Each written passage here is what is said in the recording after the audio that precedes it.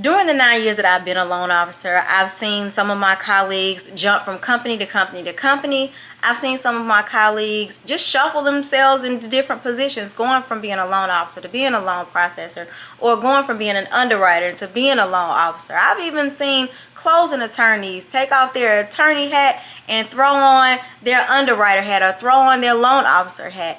There is so much opportunity to be had in this field that goes well beyond just what you see here on the camera, and I want to make sure that I introduce that world to you and open up an array of possibilities. So by the end of this video, you'll know all it is that you need to know to be able to make the right decision for the career path that's just right for you.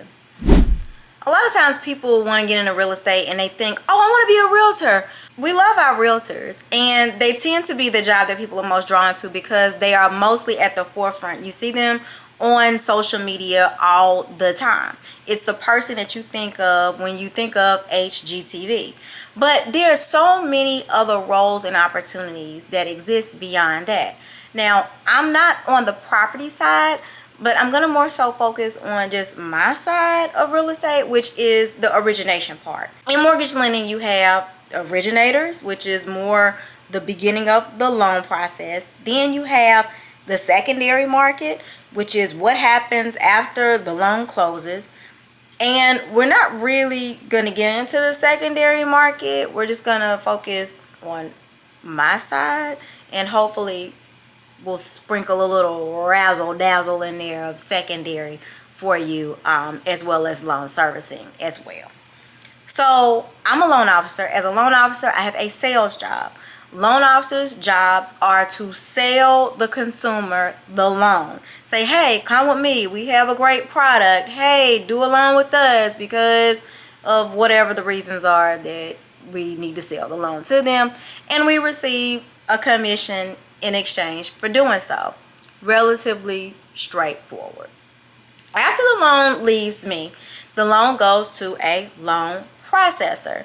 The loan processor's job is to act as the liaison between the consumer, you, or maybe not you, but the consumer and the underwriter. Their job is more clerical in nature, more administrative in nature. Their job is more or less to help with collecting documents that the underwriter may be requesting. They help with making sure that the loan officer didn't miss anything. They're kind of the ones that's babysitting loan officers like me, because I might not always dot my I's and cross my T's. So that's what they do. Generally speaking, they don't have to be licensed to have that job. Generally speaking, they're going to be salaried in that role with some sort of incentive pay at most places. Keep in mind, every place is structured a little bit differently, but in my experience in 7 places that I've worked, there's always been some sort of incentive on top of the loan processor's salary, just to make sure that they're not sitting on files and that they're processing them quickly and the SLAs are in fact being met, so we're able to get everybody to the closing table as quickly as possible. Okay, so beyond that, oh, one other thing. They may or may not need to be licensed to do that job. If they're not licensed, you will find that the loan will come back to the loan officer anytime there's an issue with what we say a dollar sign or a percent sign, or the need to restructure the loan if the loan has to go to a different type of loan product, or any guideline questions need to be answered by the client or the consumer. Now, a lot of people think that the loan officer is the person that's in charge of approving the loan and does all of the magic, but the reality is we don't. You're either honestly qualified or not qualified when you fill out your application. We don't do anything magical.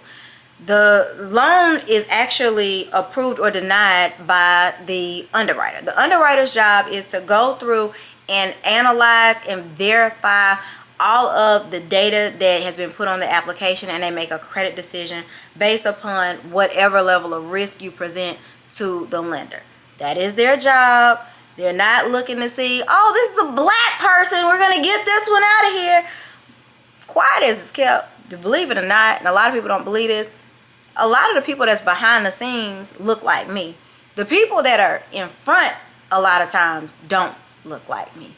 So just know that you will have lots of people, vast backgrounds, race, ethnicities, male, female, behind the scenes, as it pertains to the mortgage process. Also too, I think it's important to mention that personality types drive each of these three roles that I just mentioned to you. So generally speaking, loan officers are a lot more outgoing, a lot more bubbly. We tend to enjoy interacting with the public. Loan processors, they probably can't stand talking to people. They don't like negotiating. They don't like the back and forth. They don't like the salesy part of the job, but they find that they enjoy being paid a pretty good amount of money. And so they just transition out of being a loan officer if they become burned out and get into that role. I will tell you, underwriters tend to be very analytical, very detail-oriented type people. Again, we're on the front end. I'm fun. I'm a big picture person. They're like, no, details, details, details. They know every little thing there is to know about the loan, because when they approve that loan or when they deny that loan, it goes through a review process, and they have to be able to say, hey, I stand by this decision. You don't just get denied and then just you deny it. Like, that decision has to be held up by another party. So they are far more analytical than I am. Now, I just mentioned that the underwriter works alongside, or not necessarily alongside, but their work tends to be reviewed by someone that is equally analytical and detailed in nature. And so if that is your thing, you might be a good fit to be a quality control specialist, or might be called quality control analyst or quality assurance. They are effectively reviewing the loan to make sure that it is good to go to the next phase. They make sure that nothing has been missed. Documents are where they're supposed to be. All of the boxes have been checked, I's dotted, T's crossed. And because what happens is when the loan closes, if it can't be sold to the secondary market because we have missed something or we haven't done something properly, then the lender has to buy that loan back because it's no longer sellable for the secondary market, and it can cost the company a whole lot of money. So that's why there's an additional layer of eyes that are there just to make sure that everybody did everything that they were supposed to do. If you work for a bank or in mortgage lending period, you might be an attorney and might be somebody that is into compliance. There's so much compliance. My God, there's so much compliance. Jesus Christ. It's almost like a 4-letter word, okay? Compliance, compliance, compliance. Are you following the laws? Like, oh, who want to follow the law? So there's a job for that. If you, like I said, are an attorney. I don't know if you have to go to law school to be in compliance, but a lot of times the people that are in compliance have, in fact, gone to law school. So once the loan leaves me, goes to the loan processor, goes to the underwriter says, okay, the loan is approved. The approved loan is then reviewed by the QC team to make sure that everything is fine. They audit it, maybe just for random things. It then goes to the closing department. The closer's job is effectively to make sure that all of the numbers are accurate, and they work in tandem with the title company or with the closing attorney that does not work for our company necessarily, and they do what we call balance the closing disclosure. So we'll say, okay, these are our fees, this is how much we're charging in points, and some of the other fees that we have, and then they'll come back and they'll say, okay, well, this is how much the commission is going to be paid out, this is how much my title fee is or my attorney's fee is. They are the the attorney or the title company is in charge of making sure that the taxes are reported properly. So we'll kind of go back and forth on that and make sure all of the dates are aligned. And okay, well, we have, you know, oh, it's too much interest on here. We had an extra day. We're supposed to close tomorrow. tomorrow, not 2 days from now. So there's some back and forth there. But that is their job. Again, very detail oriented. They are very aware of the compliance and guidelines to make sure that we're doing everything within a certain number of days. All of the signatures are in when they're supposed to be in. They make sure that the APRs don't change if pricing is changed, because that may trigger some more another waiting period. So everybody in the process is trying to push the loan forward legally, but as quickly as possible. Now, those are like the major jobs. Under those jobs, you may find different assistants. So for a loan officer that has a huge pipeline, underneath the major, like the big senior is the word. Under the senior loan officer, you may have a loan officer assistant or a junior loan officer or a team of other loan officers where some of their numbers report up to the senior loan officer, and the senior loan officer gets credit for those loans. If those loans happen to be from leads that the senior loan officer has procured and given out to the team members down here. The assistant's job may be to collect documents, put the loan application together. It could be different capacities. They could kind of do like the day-to-day inner workings of like, okay, let's get this prepared. Let's structure the loan. Let's quote the interest rates. All of those things, maybe, possibly, potentially.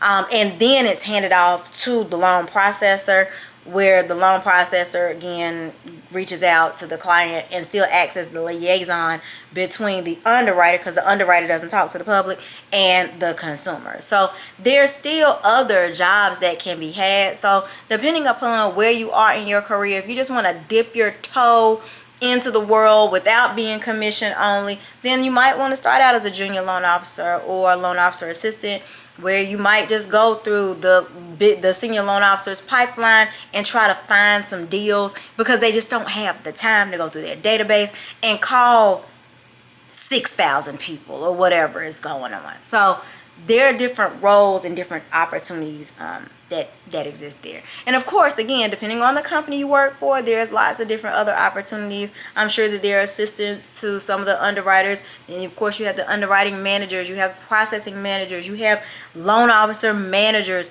Everybody has a hierarchy, and ultimately there is a place for anybody that wants to be in real estate finance. Now again, I did not go through secondary, okay? That's a whole nother thing.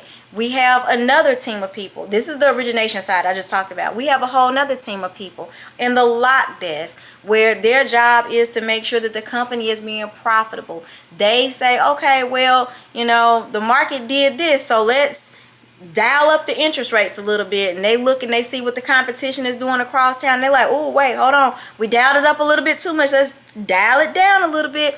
Their job is to make sure that each and every deal is not losing money. Literally. Sometimes we'll go back and forth with the lock desk to say, hey, Mr. Customer, I know that you said that you got such and such rate over at XYZ mortgage company. Let me talk to my manager to see if we can match that or we can beat that for you. I go to my manager, and my manager goes to the lock desk. The lock desk, they play around with the numbers. They make sure that all the bills are paid out of the profit that we're supposed to have, and see if it is possible for us to maybe go in the red. If that is the case, then they're going to make sure that we don't have too many of those situations. So again, they're going to keep the company profitable. They're going to pool all the loans together and sell them off to the secondary market. I'm telling you, it's a whole wild, crazy world out here, and it's something for everybody. Again, whether you're really, really heavy into the finance, heavy into analytics, or if you like me and you just like talking to people, there is something for everybody. And if you try something out for a year and you don't like it, you've now built up your resume to do something else with a different part of mortgage. It doesn't necessarily have to be going into real estate. I have seen realtors that wanted to be loan officers. I've seen loan officers that wanted to be realtors. I've seen loan officers and realtors be loan officer realtors at the same exact time.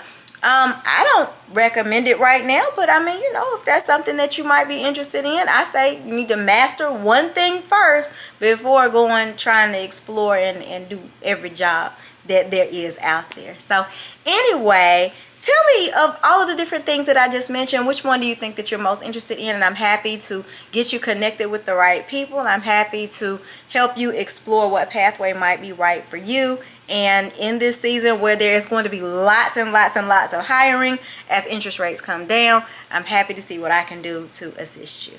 Y'all have a great day.